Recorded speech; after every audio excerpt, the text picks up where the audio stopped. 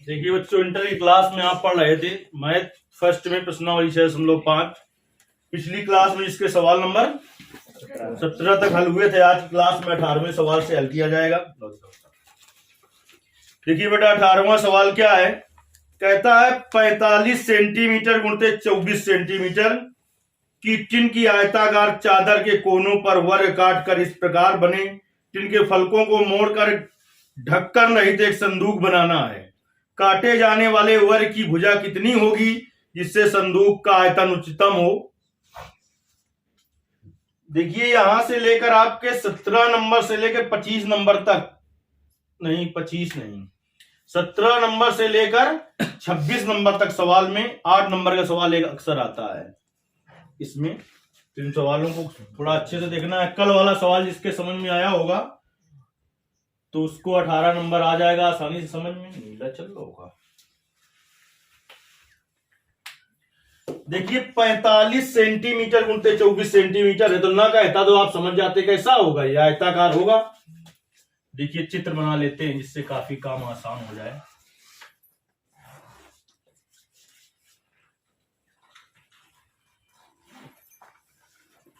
ये देखिए ABCD क्या है, 45 सेंटीमीटर से गुणित 24 सेंटीमीटर। तो ये कितना है, 45 सेंटीमीटर है और इधर कितना है, 24 सेंटीमीटर है। ये भी आपकी कितनी है, 45 सेंटीमीटर है और ये है आपकी 24 सेंटीमीटर।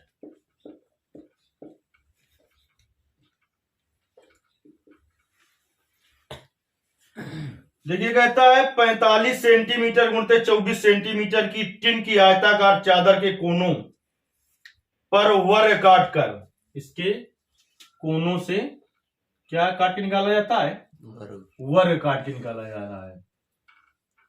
इस तरीके से जैसे कि कल निकाला था। मान लें कि जो वर्ग काट के निकाला जा रहा है इसकी भुजा कितनी है, यस। तो आप जानते हैं कि वर्ग की चारों भुजाएं कैसी होती हैं, बराबर होती हैं। तो ये भी x की हो जाएगी इतनी, ये भी x की हो जाएगी, ये x की, तो ये x की हो गई आपकी, ये x की हो गई और ये x हो गई। इसी तरीके से ये आपकी x, ये x, ये x, ये x, ये सब कितने कितने की हो गई, ये x की। तो देखिए इस तरीके से चादर निकलेगी।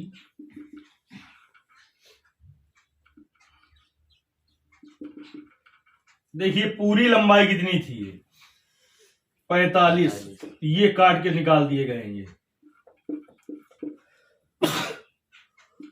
कोरोना हो जाएगा।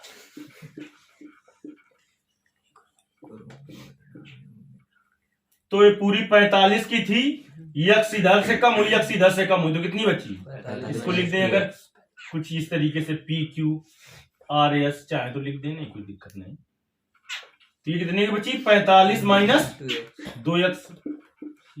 ये कितने की होगी, 45 माइनस 2x। सेंटीमीटर में है क्या, तो सेंटीमीटर होगी। देखिए पूरी कितने की थी, 24 की, यक्स इधर से कम हुई, यक्स इधर से कम हुई, तो कितने की बचेगी, 24 माइनस 2x की।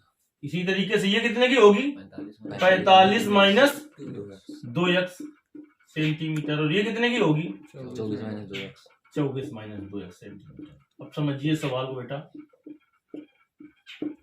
कि लंबाई इसकी कितनी होगी, संदूक की लंबाई 45 माइनस 2x, चौड़ाई कितनी होगी 24 माइनस 2x, ऊंचाई कितनी होगी x, कितनी होगी, संदूक कैसी होगी, घनाभ के आकार की। घनाभ का आयतन क्या होता है, लंबाई गुणित चौड़ाई गुणित ऊंचाई। तो देखिए संदूक, यहां तक आ रहा है ना, हाँ जी।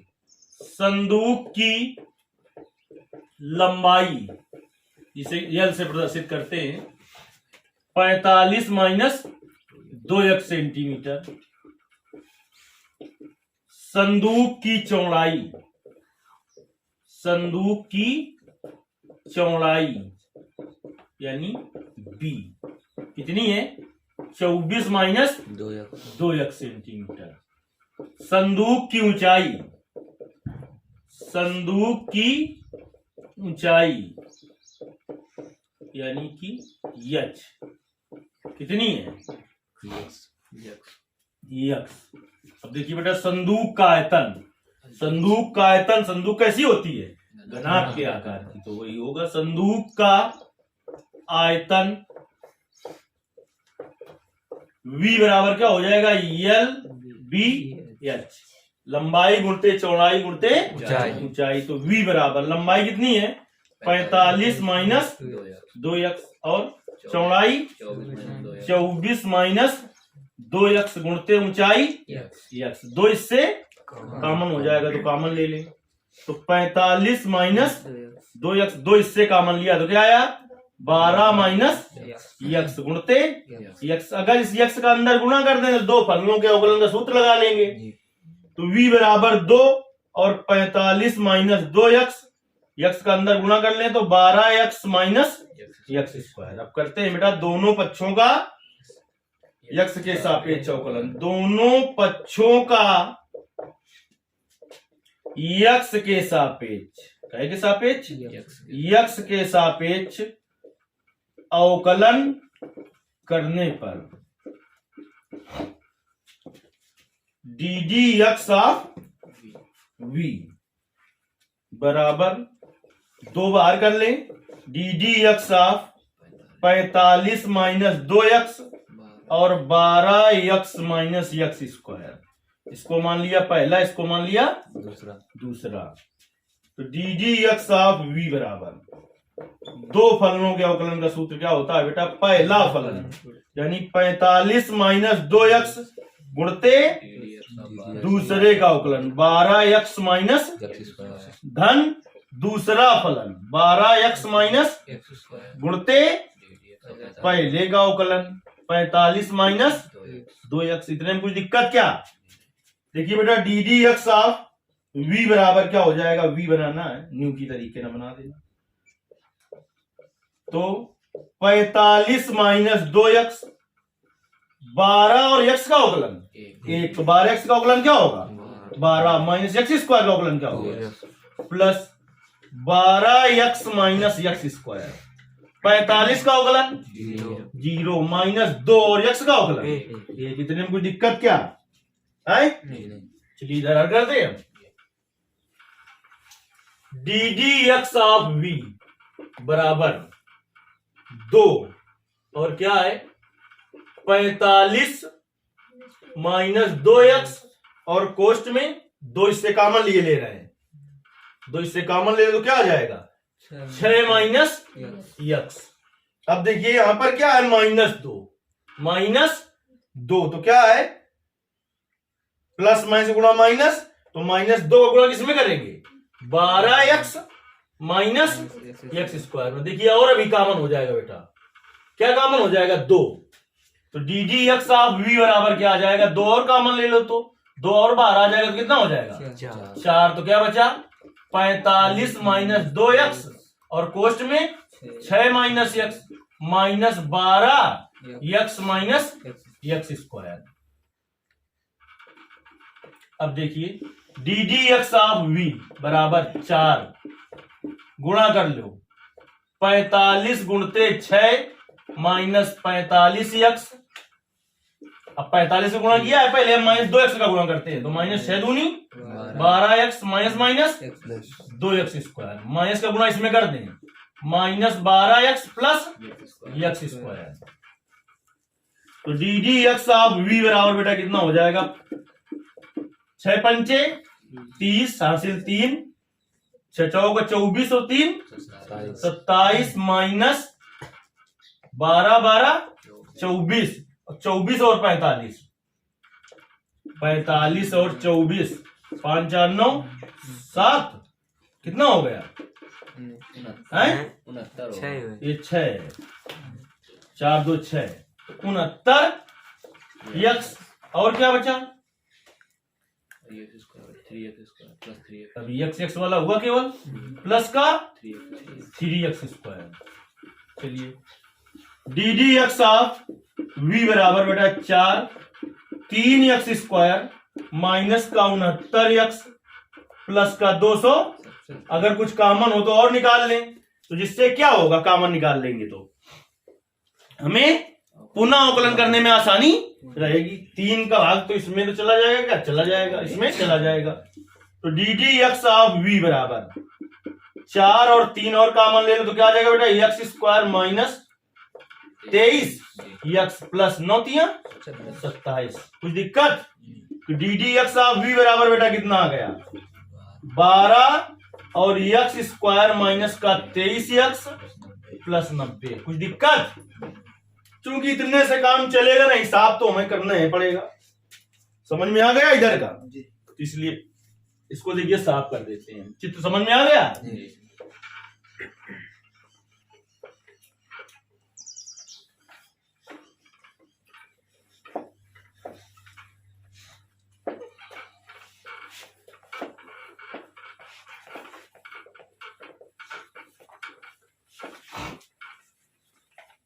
देखिए आपको आता है वो बात सही है, लेकिन जब तक गणित में आप सवालों का कैलकुलेशन नहीं करेंगे तो कैलकुलेशन में ही गलत कर देंगे आपको, तो नंबर कुछ नहीं मिलेगा वहां पर। पुनः दोनों पक्षों का, पुनः दोनों पक्षों का यक्स के सापेक्ष अवकलन करने पर, पुनः दोनों पक्षों का x के सापेक्ष अवकलन करने पर d² v बटे dx² बराबर 12 अचर है, बाहर रखो, D d x of x² minus 23x plus 90 d² v बटे dx²। अवकलन आप बहुत बार कर चुके हैं तो हम सीधे कर दें अवकलन कि अलग अलग हर पद का करें। x² का क्या होगा, माइनस 23x का 190 का 0। तो d² v बटे dx² बराबर 12 और 2x माइनस का 23। इतने में कोई दिक्कत? अब क्या कहा है, उच्चतम निम्नतम का है कि उच्चिष्ट निम्निष्ट? उच्चतम आयतन की बात कही है ना, उच्चतम तथा निम्नतम आयतन के लिए, उच्चतम तथा निम्नतम आयतन के लिए क्या हो जाएगा, उच्चतम तथा निम्नतम आयतन के लिए प्रथम अवकल गुणांक 0 हो जाएगा, d d x of v बराबर 0। D d x of v का मान 12x² माइनस 23x प्लस 90 बराबर 0। 12 गुणा में उधर ले जाओ, भाग में चला जाएगा, x² माइनस का 23x प्लस 90 बराबर 0। x के पद में द्विघात समीकरण है, ऐसा तोड़ना है कि जोड़ने घटाने पर माइनस का 23x आए, गुणा करने पर प्लस का 90x² है। माइनस माइनस में टूटेगा तभी प्लस आएगा, 18 पंचे 18 और 5 23। तो x² माइनस का 18x माइनस का 5x प्लस 90 बराबर 0। इन दोनों में x कॉमन हो जाएगा तो x माइनस 18, इतना कॉमन ले एक दूसरे कोष्ट में ही फिर हो जाए x माइनस 18। तो x माइनस 18 क्या करें, कॉमन ले लें, तो दूसरे कोष्ट में क्या आ जाएगा, x माइनस 5 बराबर 0। तो यहां से देखिए, जब x माइनस 18 बराबर 0 तो x बराबर 18 एक मान मिला। जब x माइनस 5 बराबर 0 तो x बराबर 5 दूसरा मान मिला। हम इन दोनों मानों पर द्वितीय अवकल गुणांक साफ कर दिया क्या, ये इन दोनों मानों पर द्वितीय अवकल गुणांक का मान ज्ञात करेंगे। जिसके लिए द्वितीय अवकल गुणांक का मान धनात्मक होता है उसके लिए फलन निम्नतम होता है, और जिसके लिए ऋणात्मक है उसके लिए उच्चतम होता है। चलिए अब इधर हम कर लेते हैं।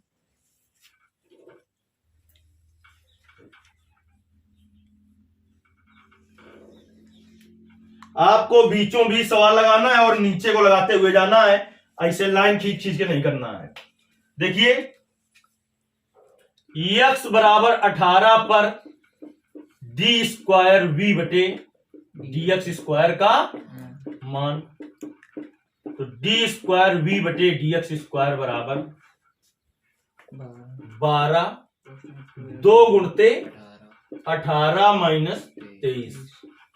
तो 12, 18 दूनी 36 और माइनस 23, तो 12 गुणते घटाओ कितना आएगा 13, 13 दूनी 26 और 13 एक अन्नम 13 दो 15।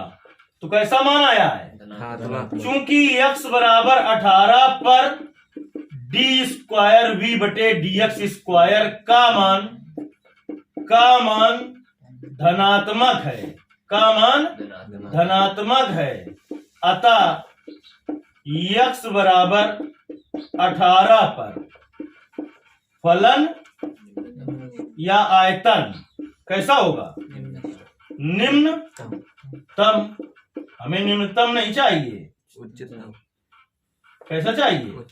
चलिए अब x बराबर 5 पर डी स्क्वायर वी बटे डी एक्स स्क्वायर का मान, तो डी स्क्वायर वी बटे डी एक्स स्क्वायर बराबर देखिए 12, और जहां जहां पर x है इसमें रखना है कितना 5, 2 गुणते 5 माइनस 23, तो 12 और 5 दूनी 10 माइनस 23, तो 12 गुणते माइनस 13 गुणा करेंगे तो माइनस का 156। अब लिखेंगे इसके नीचे, चूंकि x बराबर 5 पर डी स्क्वायर वी बटे डी एक्स स्क्वायर का मान ऋणात्मक है, अतः x बराबर 5 पर आयतन कैसा होगा? उच्चतम है। तो उसने आपसे क्या पूछा है? उच्चतम आयतन नहीं पूछा है। उच्चतम आयतन पूछता तो आयतन में रखते जाके। वर्ग की भुजा कितनी होगी? वर्ग उच्चतम आयतन के लिए वर्ग की भुजा कितनी होगी? देखिए उच्चतम आयतन के लिए वर्ग की भुजा 5 सेंटीमीटर होगी। समझ में आ गया है कि नहीं? सही से चलिए इसको करिए।